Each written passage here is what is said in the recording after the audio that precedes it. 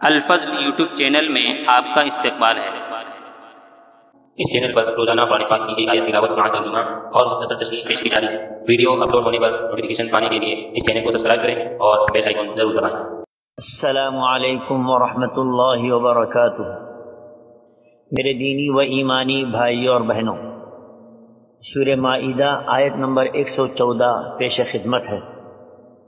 اعوذ باللہ من الشیطان الرجیم۔ قال عیسی ابن مریم اللہم ربنا انزل علینا مائدة من السماء أنزل علينا مائدة من السماء تكون لنا عيدا لأولنا وآخرنا وآية منك وارزقنا وأنت خير الرازقين۔ عیسیٰ ابن مریم نے دعا کی کہ اللہ ہمارے پروردگار ہم پر آسمان سے کھانا نازل فرما کہ وہ ہمارے لیے یعنی ہم میں جو اول ہیں اور جو بعد کے ہیں سب کے لیے ایک خوشی کی بات ہو جائے اور تیری طرف سے ایک نشانی ہو جائے، اور تو ہم کو رزق عطا فرما دے اور تو سب عطا کرنے والوں سے اچھا ہے۔ حضرات، اس آیت میں حضرت عیسیٰ علیہ السلام کے دعا کرنے کا تذکرہ ہے۔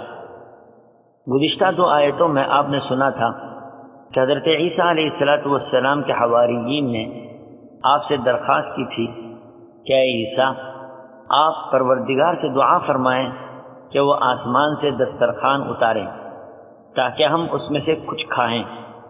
تو قوم کے اس مطالبے پر حضرت عیسیٰ علیہ السلام نے اللہ سے دعا کی کہ ہمارے پروردگار آسمان سے ہم پر کھانا نازل فرما تاکہ یہ چیز ہمارے لیے بھی اور ہم سے اول و بعد میں آنے والے لوگوں کے لیے خوشی کا سبب و ذریعہ بن جائے، پھر مزید یہ کہ تیری طرف سے ایک نشانی ثابت ہو۔ اے پروردگار، تو ہم کو رزق عطا فرما، تو ہی بہتر رزق و روزی عطا فرمانے والا ہے۔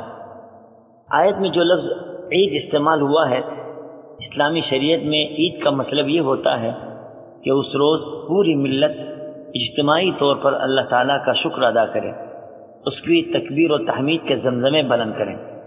اس میں بھی حضرت عیسیٰ علیہ السلام نے اسی مفہوم کا اظہار کرتے ہوئے فرمایا تھا کہ ہم اس دن کو تیری یاد کے طور پر منائیں گے۔